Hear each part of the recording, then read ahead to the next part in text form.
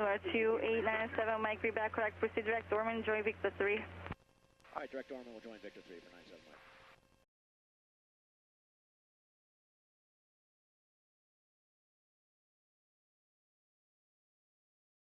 Welcome back. In the last video, we conducted a Class Charlie arrival into Daytona Beach International Airport. In this video, we'll take a closer look at a Class Charlie departure, which is almost identical to a Class Bravo operation. You'll get to see each step of the process and hopefully become a little better acquainted with the procedure. The following case study recounts an actual runway incursion that occurred at Daytona Beach International Airport in November of 2007. The aircraft involved, a Cessna 182, was issued a taxi clearance from the same location where we requested ours in this video. A link is included in the description below. We begin today's flight on the ramp at Shelter, located on the north side of the airport. Daytona Airport has two parallel east-west runways, 7 left, 25 right, and 7 right, 25 left, and north-south runway 1634 that intersects both of the parallel runways. Okay, the aircraft is pre-flighted and the after-start checklist has been completed. Just as with any towered airport, our first task in the departure process is to obtain the current ATIS information. At larger airports, it is not uncommon to have a rather lengthy ATIS that, in addition to basic weather, may also include other safety-related information such as taxiway closures, available landing distances, and obstructions. One particular item you need to listen for is the clearance delivery frequency. Typically, clearance delivery has a discrete frequency, but it may sometimes be combined with the ground control frequency. It is not uncommon for the same controller to work both clearance delivery and ground control positions. Also, pay attention to the runways in use so you can anticipate your taxi route in advance. The ATIS frequency for Daytona is 132.875, which can be found in a number of typical publications, including the Chart Supplements Guide and, as shown here, the airport diagram page on the top. Information echo is current at our time of departure and indicates winds are 010 at 17 knots, gusting to 23, 10 statute miles visibility, sky conditions 4,000, scattered, 6,000 broken, temperatures 15, dew point is 9, and altimeter is 30.31 inches of mercury. Departures are being conducted on runway 7 left and 34. What follows next is the second half of the ATIS broadcast, which includes all the supplementary information I mentioned previously. See if you can pick up the clearance delivery frequency. Airmen, multiple cranes in the city of Daytona Beach International Airport, work in progress adjacent to runways and taxiways. Full position sign for runway 1634 at runway 7 left right side, out of service, runway 25 right, threshold markings on standard. Taxiway alpha run up area closed. Landing and hold short operations in effect, available landing distance on runway 7 left to hold short taxiway with you 7,500 feet. Back all runway assignments and hold short instructions. All departures contact clearance delivery on 119.3 prior taxi. Advise on initial contact. You have information. Echo. Okay, given that we will be northwest bound today, it looks like we can expect runway 34. I like to take a moment at this point to review the airport diagram and familiarize myself with the layout. Taxiway Whiskey should get us there, but we need to be extremely vigilant as it crosses both parallel runways. Recall that we need an explicit clearance to cross each runway, and ATC will issue separate crossing instructions for each. Additionally, there is a hotspot designated HS1, where Taxiway Whiskey intersects Taxiway Sierra just north of runway 7 right. A hotspot is defined as a location on an airport movement area with a history of potential risk of collision or runway incursion, and where heightened attention by pilots is necessary. Once we have received the ATIS and familiarized ourselves with the airport layout, the next step is to contact clearance delivery and obtain our departure instructions. This is where things differ a little from a typical Class Delta towered airport departure, but it's really no big deal. Because we will be departing in a radar-controlled environment, expectations need to be a little more clear. When making the request, you should include the following information: the aircraft registration number and type, the ATIS information you received earlier, the direction of flight, and your requested altitude. Let's take a look at how that goes. And clearance Cherokee 2897 Mike, information echo, VFR Northwest departure 2,500. When you make your request to clearance delivery, be prepared to copy down all assigned instructions. In a typical clearance, you can expect the following: a reminder to maintain VFR, as that's your responsibility, an altitude or altitude restriction, such as remain at or below a certain altitude, a departure frequency, and a discrete transponder code. Once you have received the clearance, you are expected to read it back in full. Here's how our request and readback went. Number 2897 Mike, maintain VFR at or below 3,500, departure frequency 123.9er, squawk 0145. All right, VFR at or below 3,500, 123.9er, departure frequency and 0145 on the transponder.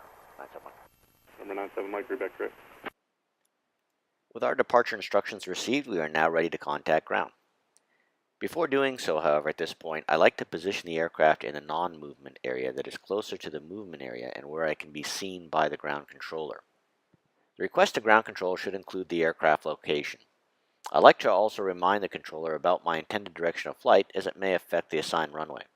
As always, we'll read back the taxi instructions, being sure to repeat back any hold short clearances. Ground Cherokee 2897 Mike is at shelter, northwest departure. Number 97 Mike, Daytona runway 34, taxi a whiskey, cross runway 7 left of whiskey. Okay, taxi via whiskey, runway 34, we're cleared across 7 left for 97 Mike.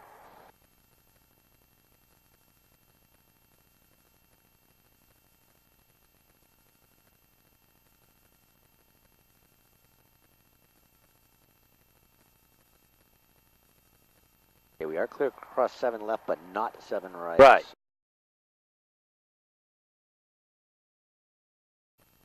Okay, we're coming across 7 left here, so make sure we're clear on the right, which we are. We are clear Ground across. Riddle 307. Looks good. 34 November, taxi back to Riddle. 307 Daytona ground, taxi November. 307, taxi via November. Ground operations, send dispersion bird to the approach of 25 left. Absent, roger.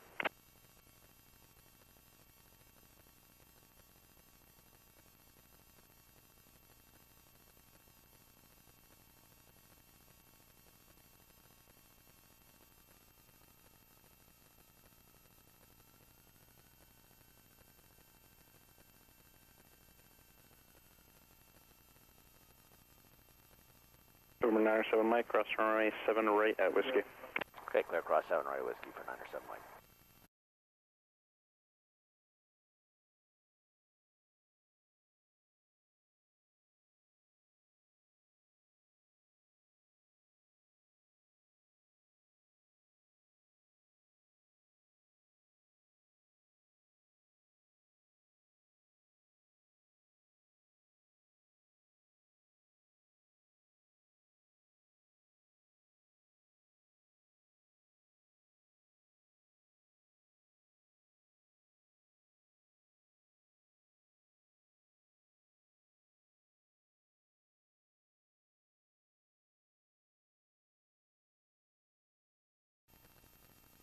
And Tower Cherokee 2897 Mike is just checking in sequence, ready to go whiskey 34.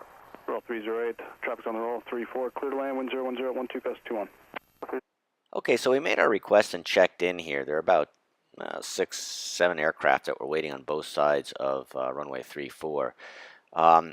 We did not get a reply back from Tower, which is not unusual.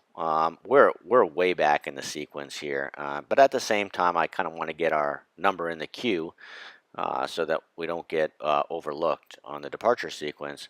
So it took almost a minute, maybe a little bit longer, for Tower to finally check in and catch up with us. Here we go. Alright, I got you. Did November 2897 Mike check in? Yes, sir. Checked in a little bit earlier, ready to go in the sequence, whiskey. Number 2897 Mike, roger. Thank you, sir. Phoenix Air 68, Daytona Tower 345. Okay, so we're going to be at or below 3,500. We'll do 2,500 and 123.9. Number 469er, Mike Bravo 0110 on the squawk. And we got 01457.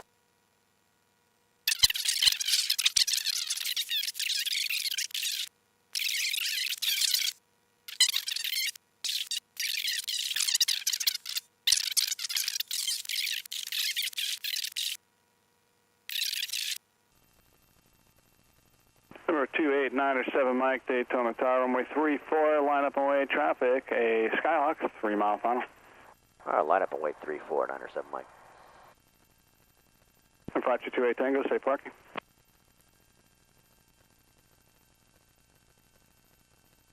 5228 Tango, left to right, and ground point Niner. Daytona Tower, row 182, 6 mile, final runway 34. 182 Daytona Tower, roger, continue, traffic holding in position. Runway 82, continue. November 5228 Tango, Daytona, contact ground point Niner. Ground point Niner, yeah, you called me a couple of times when I was at some serious parts of flying. 28 Tango, going to ground. Number 2897 Mike, runway 34, fly runway heading, cleared for takeoff, wind 02017. Fly runway heading clear to go, 34, 97 Mike.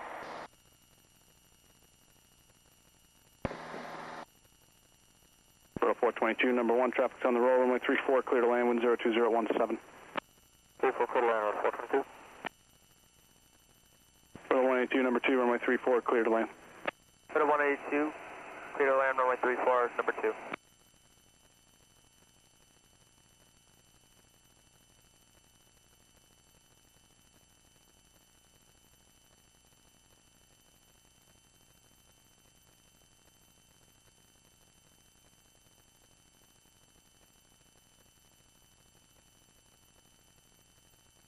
Number 2897 Mike, turn right heading 030. 030, 97 Mike.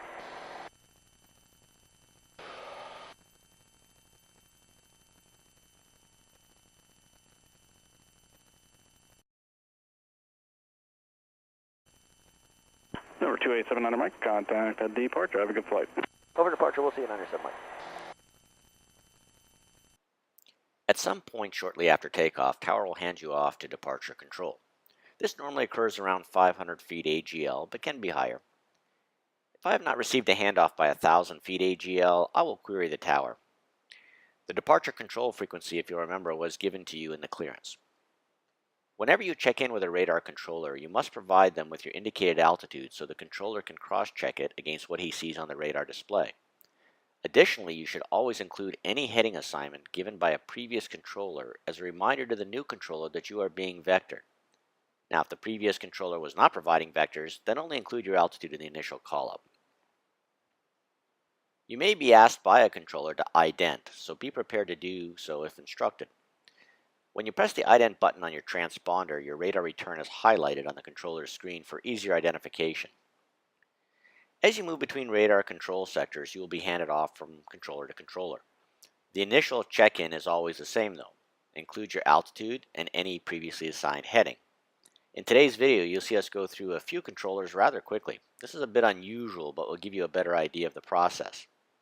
Finally, and perhaps most importantly, if a controller ever gives you an instruction that would result in a violation of regulations, be sure to advise immediately and if possible, offer an alternate. You'll actually see this happen to us on today's flight.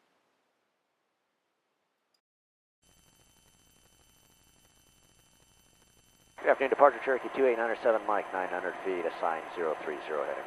November 2897 Mike, Daytona departure ident.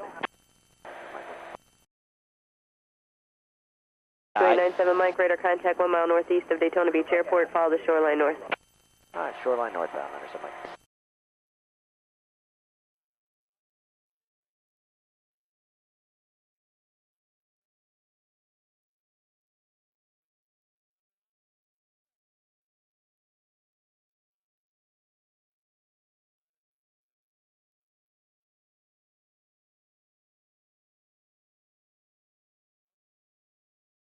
Mike, contact approach 118.85. 1885, we'll see you 97 Mike. Charlie Papa, we're IMC. 2 Charlie Papa, roger, traffic will pass 1,000 feet above you. Number 2459 Mike, contact Orlando approach 132.65, good day. 3265, find out Mike, see you in a bit. Good afternoon, approach Cherokee 2897 Mike is with you through 2,000 feet.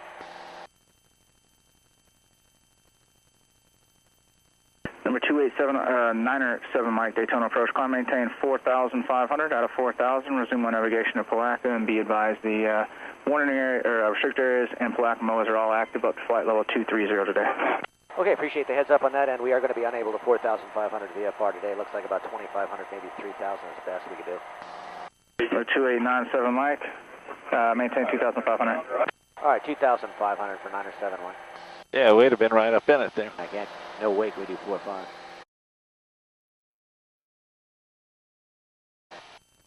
Hotel Phoenix 805, we're above Flagler, request VFR flag following to Tallahassee at 8,500.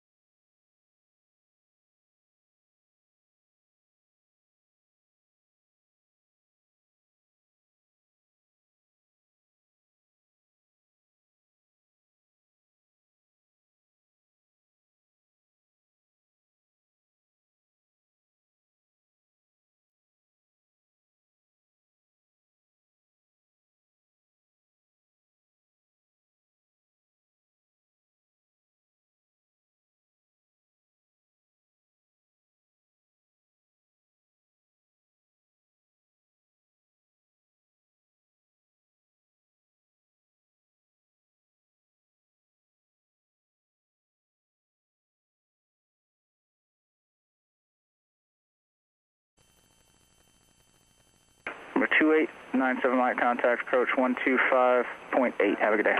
25-8, we'll see you 97 Mike.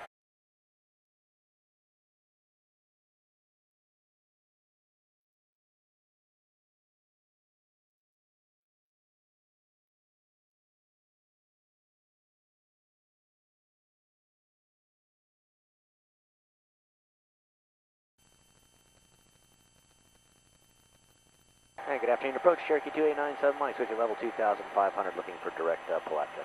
Cherokee 2897 Mike, Daytona approach, roger. Turn left on course to Palatka, and the restricted airspace to the west, the Palatka MOAs and 2906, 7 and 10, they're all active at or below flight level 230, so if you could just avoid those.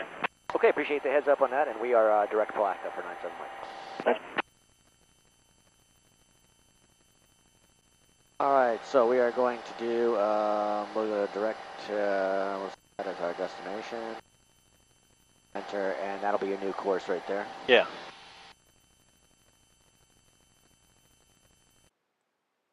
Okay, that's basically the entire process, start to finish. The last item is terminating radar services, and that is either initiated by the controller, or usually with a frequency assignment to a different agency if you want to continue flight following, or the pilot can initiate it anytime outside of Class Charlie airspace by just making a request to terminate radar services.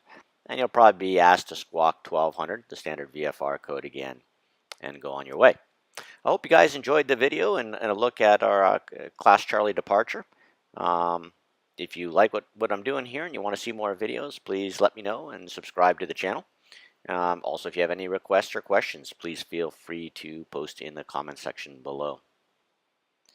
Thanks very much.